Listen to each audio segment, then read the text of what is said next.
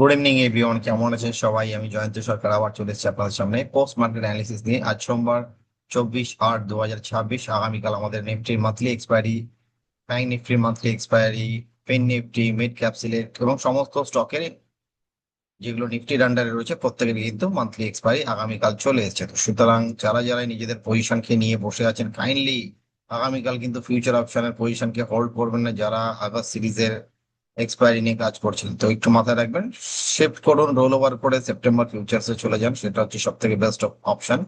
চলুন তাহলে আমরা একটু স্ক্রিন শেয়ার করবো ঝটপট করে, সেখান থেকে আমরা সমস্ত আলোচনা করবো। তো সবার প্রথমে আমরা যেটা প্রত্যেকদিন সামনে রাখি, that is our research disclaimer post market analysis by ILM. সেখানে আমরা ডেরিভেটিভ, ইকুইটি, কারেন্সি, কমোডিটি যাই নিয়ে আলোচনা করি, প্রত্যেকটার পেছনে কিন্তু আমাদের টেকনিক্যাল অ্যানালিসিস এর প্যারামিটার থেকে, সেখানে candlestick, RSI, Bollinger band, open ইন্টারেস্টের মতন ইম্পর্টেন্ট প্যারামিটার কিন্তু আমাদের আলোচনার বিষয় থাকে। সাথে একটু গ্লোবাল কিউজ এর ভেতরে আমরা ব্রেন্ট ক্রুড, ডলার ইন্ডেক্স এর দিকে একটু চোখ রাখি, সাথে সাথে ইউএসডি, আইএনআর, সাথে আমাদের ইন্ডিয়া ভিক্স, যার ভোলাটিলিটিটাকে আমরা মেজার করে তারপরে মার্কেটে পার্টিসিপেট করি, অ্যাজ ওয়েল অ্যাজ নিফটির ওভারভিউ কি রয়েছে, এবং পাশাপাশি আমাদের three topics for next monthly series এবং অপশনস এর যে স্ট্র্যাটেজিটা থাকছে সেটাও কিন্তু নেক্সট মান্থলি সিরিজের জন্য। চলুন তাহলে আমরা ঝটপট করে স্ক্রিন শেয়ার করবো। সবার প্রথমে দেখে নেবো, এখানে চার্ট খোলা রয়েছে আমাদের সামনে ডলার ইন্ডেক্স। তো ডলার ইন্ডেক্সের চার্ট দেখতে পাচ্ছি, একটা কিন্তু ফলিং চ্যানেলের মধ্যে রয়েছে এবং সেখানে কিন্তু বেয়ারিশ একটা flag pattern till now formation হয়ে দাঁড়িয়ে রয়েছে। একটু আপমুভ দেখানোর চেষ্টা চলছে, বাট এমন কিছু তেজি বা এমন কিছু মন্দিরও জায়গা নেই। তো আপাতত ফ্ল্যাট টু নেগেটিভ হয়ে দাঁড়িয়ে রয়েছে ডলার ইন্ডেক্স। একটু যদি চোখ রাখি আমরা ব্রেন্ট ক্রুডের দিকে, ব্রেন্ট ক্রুড কিন্তু আবার আপ ট্রেন্ড দেখাচ্ছে, বাট সেখানে মাথায় রাখতে হবে এখানে কিন্তু ব্রেকআউট অবশ্যই হয়েছে, বাট মোমেন্টামে কিন্তু কোনো ব্রেকআউট নেই। What is momentum? মোমেন্টামটা কি? মোমেন্টাম হচ্ছে অক্সিলেটর। তো অক্সিলেটরে কিন্তু মোমেন্টাম নেই, এখানে মোমেন্টাম আছে শুধুমাত্র প্রাইসে। তো প্রাইস কিন্তু যে কোনো সময় কিন্তু দুমদাম করে এখানে নিচে কারেকশন নিয়ে চলে আসতে পারে। তো সুতরাং সেই অনুযায়ী মাথায় রাখবেন যে ব্রেন্ট ক্রুড কিন্তু ওপরের দিকে গেছে, অবশ্যই ঠিক আছে, তারও কিন্তু মান্থলি এক্সপায়ারি আসতে চলেছে। সেখানটা আমাদের যে ইন্ডিয়ান ক্রুড অয়েল তার, তো সেখানে এই সপ্তাহে তার মান্থলি এক্সপায়ারি হয়ে যাবে। তো সেখানে দাঁড়িয়ে কিন্তু মাথায় রাখতে হবে ব্র্যান্ড ক্রুড কিন্তু আপাতত যেখানে রয়েছে একটু কিন্তু কনসিয়াসলি কাজ করতে হবে। যে ডলার নিচে ব্র্যান্ড ক্রুড ওপরের দিক থেকে যদি ফল আসে এখন, তাহলে পরে কিন্তু আমাদের যে নিফটি বা আদার যে বড় বড় মেজর মেজর ইন্ডাইসেস গুলো রয়েছে গ্লোবালি, তারা কিন্তু অন্যরকম ইম্প্যাক্ট দেখাতে শুরু করে। একটু দেখে নেবো ইন্ডিয়া ভিক্স এর কি কন্ডিশন, ইউএসডি আইএনআর কি কন্ডিশনে। ইউএসডি আইএনআর দেখতে পাচ্ছি একটু মোমেন্টাম রয়েছে সাইডওয়েজ জোনের ভেতরে, আজকেও কিন্তু বুলিশ মোমেন্টামের সাথে এখন অব্দি রয়েছে। সাথে ইন্ডিয়া ভিক্স কে যদি দেখি, সেটা কিন্তু একটা ডাউন ট্রেন্ডের মধ্যে ছিল, সেখান থেকে কিন্তু একটু একটু করে উপর দিকে যাওয়ার চেষ্টা চলছে। নিচের দিকে যা স্পাইক রয়েছে নিচের দিকে, তো সুতরাং যে কোনো সময় কিন্তু এতে ব্রেকআউটও আসতে পারে বা ব্রেকডাউনও আসতে পারে। আর যাই হোক তাই হোক, আমাদের কিন্তু ফোকাস রাখতে হবে পুরো সিস্টেমটার উপরে, যে এটাতে ভোলাটিলিটি বাড়লে কিন্তু মার্কেটটাকে কিন্তু কশিয়াসলি কাজ করতে হবে। সরাসরি চলে আসবে একটুখানি আমরা এখানে নিফটিকে দেখার জন্য, আমাদের ওভারভিউ দেখার জন্য যে নিফটি কি করছে। নিফটি কিন্তু দুদিন আগে একটি বুলিশ কিকার ফরমেশন করেছিল লাস্ট বৃহস্পতিবার, এবং তারপর ফ্রাইডেতে গ্রিন ক্যান্ডেল মানে পজিটিভ ক্যান্ডেলের সাথে ক্লোজ হয়েছিল। গ্রিন, অনেকে বলতে পারেন যে এটা তো রেড, কিন্তু আপনি গ্রিন বলছেন কেন? এটা পজিটিভ ক্যান্ডেল। গ্রিন এবং পজিটিভের মধ্যে পার্থক্য আছে, এবং রেড এবং নেগেটিভের মধ্যে কিন্তু পার্থক্য আছে। এবং আজকের যে ক্যান্ডেলটা কিন্তু সেটা আবার একটু নেগেটিভ ক্যান্ডেল এসছে। অতিরিক্ত ভয় পাওয়ার কিছু নেই। আজকের যে ডে লোটা রয়েছে সেটাকে মাথায় রাখবেন, যে এই আজকের যে ডে লো এবং আজকের যে ডে হাই, লাস্ট দুদিনের ক্যান্ডেলে কিন্তু ডে হাই লোর ওপরে এবং নিচে কিন্তু গেছিল। তো সুতরাং যতক্ষণ না এই লেভেলকে কাটছে বা নিচে যাচ্ছে উপরের দিকে বা নিচের দিকে, তো সুতরাং ততক্ষণ কারো যদি পজিশন থাকে প্লিজ হোল্ড। ঠিক আছে, এই হচ্ছে বর্তমান কন্ডিশন, এবং মার্কেট কিন্তু আপাতত সাইড ওয়েজ রয়েছে। ওকে, তো কোনো রকম মোমেন্টাম আপাতত নেই দেখতে পাচ্ছি আমরা ব্র্যান্ড এই নিফটিতে। তো চলে আসবো আমরা স্টক স্পেসিফিক অনলি তিনটা স্টক ঝটপট করে আলোচনা করুন। প্রথম স্টক যেটি আমাদের সামনে রয়েছে, that is a sell stock, সেলের জন্য চলে যাচ্ছে, সেটি হচ্ছে কেন্স টেকনোলজিস।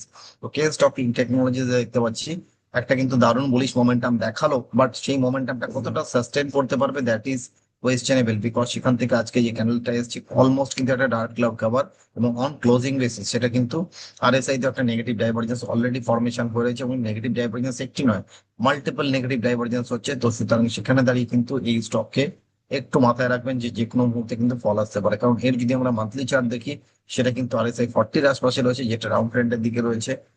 উইকলি চার্ট যদি দেখি সেটা কিন্তু আপ তো সাইডওয়েজ, তো ডেইলি চার্টে কিন্তু যে কোনো মুহূর্তে কারেকশন এলে কিন্তু অবাক হওয়ার কিছু নেই। তো সুতরাং সেখানে 3970 হচ্ছে আমাদের কাছে রেজিস্ট্যান্স। নিচের দিককার যে দুটো সাপোর্ট হচ্ছে 3760, 3570, এই লেভেলগুলো মাথায় রেখে আমরা শর্ট ক্যান্ডিডেট হিসেবে এটাকে বেছে নিতে পারি। তো সেখান থেকে যদি আমরা রিস্ক রিওয়ার্ড রেশিও দেখি, ফেভারেবল আমাদের কোথায় থাকবে, 3970 ওপরে যদি ক্লোজ করে তাহলে পরে কিন্তু kindly exit your position with the risk, যেটুকুনি ছোট রিস্ক থাকছে 7,500 টাকার কাছাকাছি। যেহেতু আপনি ফিউচার ট্রেড করছেন সেখানে অবশ্যই হেজ পজিশনের সাথে সাথে আপনার একটি যাতে কল অপশন আপনার বাই থাকে যখন আপনি সেল করছেন। ওকে, তো সেটা মাথায় রেখে কিন্তু আমাদের কাজ করতে হবে।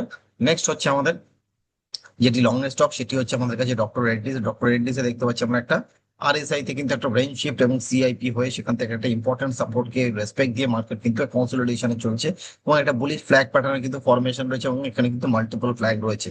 তো ফ্ল্যাগের যদি ব্রেকআউট হয় নেক্সট লেভেল রেজিস্ট্যান্স হচ্ছে 1230 এবং 1260, নিচে ইম্পর্টেন্ট সাপোর্ট হচ্ছে 1160, তার নিচে যদি ক্লোজ হয় kindly exit your position with the limited risk. তো সেখানে রিস্কের প্যারামিটার যদি নিতে হয় কি রাখবেন সেখানটায় অবশ্যই মাথায় রাখবেন যাতে আপনার সাথে একটা 1180-র একটি পুট অপশন থাকে ফর সেপ্টেম্বর এক্সপায়ারি সিরিজের জন্য। ওকে, তো তার নিচে গেলে কিন্তু অবশ্যই পজিশন বুক করতে হবে। নেক্সট অপশন যেটা আমাদের কাছে থাকছে সেটি হচ্ছে Hindustan Unilever, which is the best বা পিক ফর দ্য ডে বলতে পারেন। তো পিক অফ দ্য ডে বা পিক ফর দ্য ডে যদি বলি এটাকে, হিন্দুস্তান ইউনিলিভার একটু জোর গলায় বলতে হচ্ছে কারণ অনেকে ফোকাস করেন না। তো সে কারণে মাথায় রেখে আমরা শেষের দিকে যে স্টকটাকে বলি যাতে কেউ ঘুমিয়ে পড়লে ঘুম থেকে জাগানো যায়। তো স্টকটিতে আজকে দেখতে পাচ্ছি দারুণ একটি চার্ট প্যাটার্ন তৈরি হয়েছে এবং অলমোস্ট কিন্তু পরপর দুবার বুলিশ ক্যান্ডেল তৈরি হয়েছে। এই একটি গ্রিন ক্যান্ডেল, এই একটি গ্রিন ক্যান্ডেল, দুটোই কিন্তু বুলিশ হারামি ফরমেশন, মাল্টিপল হারামি ফরমেশন। আগেরটা ইনভার্টেড হ্যামারের সাথে তৈরি হয়েছিল হারামি ফরমেশন, বাট আজকেরটা কিন্তু কাইন্ড অফ হ্যামার এবং সেখানে বুলিশ হারামি ফরমেশন হয়েছে এবং সেখানে কিন্তু অলমোস্ট আমরা যদি উইকলি চার্ট দেখি, উইকলি চার্টে কিন্তু দারুণ একটা লং টার্মের ডাইভারজেন্স রয়েছে। মান্থলি চার্ট যদি দেখি সেখানে কিন্তু টিল নাও এখন অব্দি ডাইভারজেন্স রয়েছে। তো আশা করা যাচ্ছে এখান থেকে একটা ছোট্ট রিস্ক নিয়ে, রিস্কটা কত থাকছে 1980 লেভেলের যে জায়গাটা সেটাকে আমরা রিস্ক প্যারামিটার হিসেবে ধরতে পারি যে 1980 নিচে যদি ক্লোজ করে Hindustan Unilever kindly book your position. এবং ওপরের দিকে আমাদের রেজিস্ট্যান্স থাকছে 2090 এবং 2130 হচ্ছে আমাদের ইম্পর্টেন্ট রেজিস্ট্যান্স। তো সুতরাং সেখানে দাঁড়িয়ে লং করা যেতে পারে হিন্দুস্তান লিভারকে এবং সাথে যেন একটা পুট অপশন অবশ্যই থাকে because you are doing a long trade. তো সেখানে আপনার 2040-এর একটি পুট অপশন থাকা উচিত। ফিউচার চলছে অলমোস্ট 2031-এর আশপাশে, তো সেখানে ইন দা মানি বা এট দা মানি পুট অপশন অবশ্যই সাথে সাথে থাকা উচিত। মার্জিন রিকোয়ারমেন্ট কিন্তু খুবই কম, অলমোস্ট 34 থেকে 40 হাজার টাকার ভিতরে মার্জিন লাগবে, ব্রোকার টু ব্রোকার ব্যারি করে। বাট মাথায় রাখবেন যে 1980 নিচে যদি ক্লোজ করে স্টকটি তাহলে পরে কিন্তু রিস্কের সাথে আপনাকে পজিশন বুক করতে হবে। তো 1980 হলেও অলমোস্ট খুব বেশি রিস্ক থাকছে না, বাট রিওয়ার্ড কিন্তু আনফেভারেবল, মানে অসম্ভব রিওয়ার্ড আসতে পারে। তো সেখানে দাঁড়িয়ে কিন্তু রিওয়ার্ড অলমোস্ট 1:2, 1:3 কাছাকাছি কিন্তু রিস্ক রিওয়ার্ড রেশিও থাকছে। তো সুতরাং Hindustan Lever is the pick for the day. এবং লাস্ট যেটি থাকছে অপশনের স্ট্র্যাটেজি সেটি হচ্ছে আমাদের কাছে জেএসডব্লিউ স্টিল।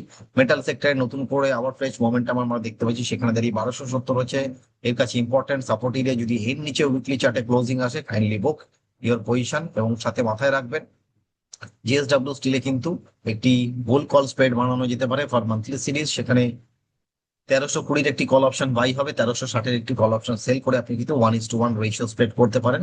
এবং স্টকটি আজকের যে ক্লোজিং দিয়েছে অলমোস্ট 1315-র কাছাকাছি। তো আমরা একটু ফার নয়, just one strike out of the money বা এটিএম স্ট্রাইক প্রাইস দিয়ে আমরা কাজ করতে পারি। সেখানে দাঁড়িয়ে আমাদের maximum risk maximum reward already এখানে মেনশন করা রয়েছে এবং total margin almost 45,000 to 50,000 margin লাগছে। বাট স্টকটি যথেষ্ট ভালো স্টক এবং সেখানে মাথায় রাখতে হবে যে আমার লেভেলটা যেন ব্রেচ হলে আমি পজিশনকে বুক করে নিই। তো সেই বুকিং পজিশনটা অবশ্যই মাথায় রাখবেন যে নিচের লেভেলটা হচ্ছে আপনার কাছে 1270 হচ্ছে আপনার বুক করার পজিশন, যেখানে এটা কিন্তু আপনাকে একটা রিস্ক নিয়ে পজিশনকে বুক করতে হবে উইথ লস। অপর দিকে যদি 1260-এর উপরে ক্লোজ করে যায় this it will be a jackpot for you.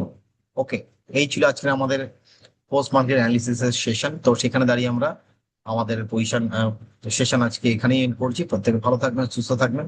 আবার আগামীকাল আমাদের দেখা হচ্ছে এই পোস্ট মার্কেট অ্যানালিসিসে। Happy trading, happy investing to everyone, good day.